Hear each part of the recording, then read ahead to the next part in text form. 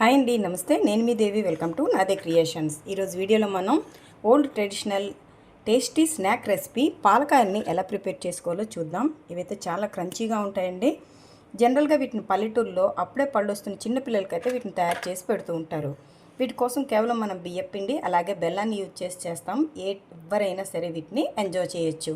అంతేకాకుండా వీటిని తయారు చేసుకోవడం కోసం మనం పాకం పట్టాల్సిన పని లేదు, అలాగే పిండిని నానబెట్టాల్సిన పని లేదు, కలిపిన తర్వాత పక్కన పెట్టాల్సిన పని కూడా లేకుండా చాలా తక్కువ టైంలో అస్సలు ఆయిల్ పీల్చకుండా వీటిని మనం ప్రిపేర్ చేసుకోవచ్చు. ఒకసారి చేసి పెట్టుకుంటే 1 మంత్ వరకు వీటిని మనం స్టోర్ చేసుకోవచ్చు. మరి ఎంతో టేస్టీగా హెల్తీగా ఈ స్నాక్ రెసిపీని ఎలా ప్రిపేర్ చేసుకోవాలో ఈరోజు వీడియోలో మనం చూసేద్దాం.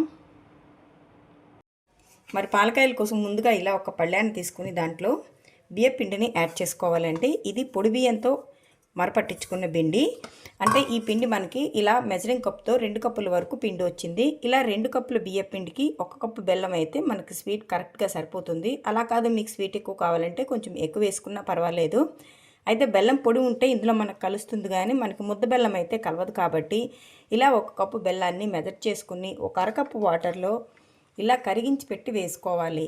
ఇది వేడి కాదండి, బాగా కరిగించుకున్న తర్వాత మనం పూర్తిగా రూమ్ టెంపరేచర్లోకి వచ్చిన తర్వాత దీన్ని వేసుకుంటే ఇది మనకి ఈ పిండిలో కరెక్ట్గా కలిసిపోతుంది.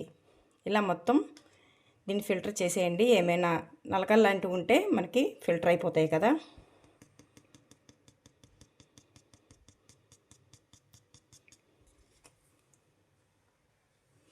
అలాగే కరిగించి పెట్టుకున్న 1/4 కప్పు వరకు నెయ్యిని కూడా వేసేసి ఇప్పుడు మొత్తాన్ని దీని అంతటిని మిక్స్ చేసేద్దాం.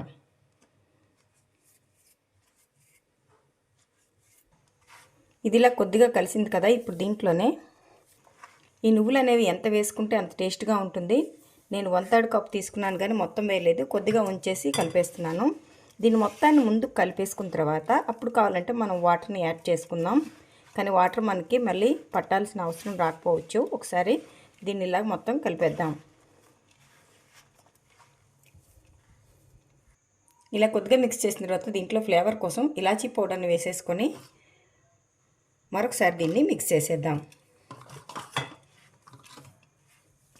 అంటే మనం తీసుకున్న 2 కప్పుల బియ్య పిండికి 1/2 కప్పు వాటర్తో 1 కప్పు బెల్లాన్ని అయితే కరిగించి వేసుకోవాలి. అలాగే 1/3 కప్ కంటే కొంచెం తక్కువగా నువ్వుల్ని యాడ్ చేసుకోవాలి. అలాగే ఫ్లేవర్ కోసం ఇలాచీ పౌడర్, 1/4 కప్పు వరకు నెయ్యి. చూడండి, ఇలా మెత్తగా మనం కలుపుకున్నాం. ఇలా ఉండాలి కన్సిస్టెన్సీ.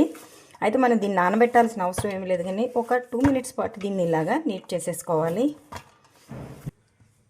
ఇలా కలిపెట్టుకున్నాం కదా. ఇప్పుడు చేతికి కొద్దిగా నెయ్యిని అప్లై చేసుకొని మనం ప్రిపేర్ చేసుకున్న పిండిలోంచి కొద్దిగా చిన్న పోర్షన్ తీసుకొని ఇలా పాలకాయలాగా ఒత్తేసుకోవాలి. ఇలా చేసేసుకోవడమే, అంతే. మనకి పాలకాయలు రెడీ అయిపోయాయి. ఇలా మొత్తం ఈ పిండితో రెడీ చేసుకోవాలి. ఇలా కొన్నిటిని మనం ప్రిపేర్ చేసేసుకున్నాం కదా. ఇప్పుడు ఇలా చేసేసుకున్న తర్వాత మిగిలిపోయిన పిండి మీద పొడరిపోకుండా ఇలా మూతను పెట్టేసి ఇప్పుడు వీటిని మనం ఆయిల్లో డీప్ ఫ్రై చేద్దాం. ఆయిల్ మనకు కొద్దిగా హీట్ అయిందండి, ఇది ఎక్కువ హీట్ అవ్వకూడదు.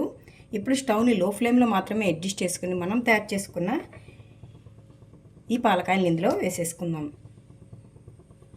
గుర్తుపెట్టుకోండి ఫ్రెండ్స్, లో టు మీడియం ఫ్లేమ్లో మాత్రమే ఉండాలి, లేదంటే పైన కలర్ వచ్చేసి లోపల చక్కగా ఫ్రై అవ్వకుండా ఉండిపోతాయి.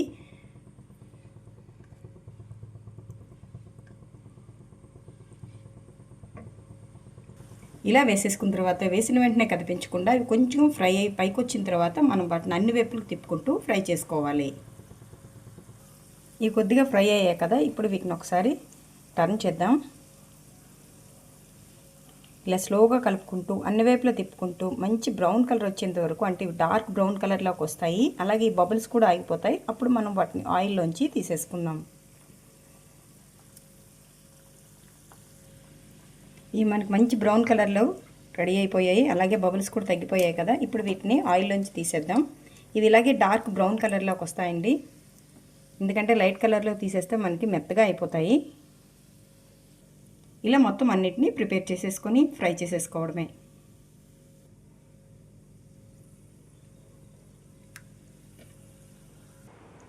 ఇలా అన్నిటినీ ఫ్రై చేసేసుకుంటే టేస్టీగా హెల్తీగా పాలకాయలు అయితే మనకి రెడీ అయిపోతాయి. చూడండి ఎంత గుల్లగా ఉంటాయో, చాలా బాగుంటాయి. ఇవి అస్సలు నూనె అయితే పీల్చవండి. చాలా టేస్టీగా ఉంటాయి. అంతేకాకుండా మనం 20 to 30 డేస్ వరకు వీటిని మనం స్టోర్ చేసుకోవచ్చు.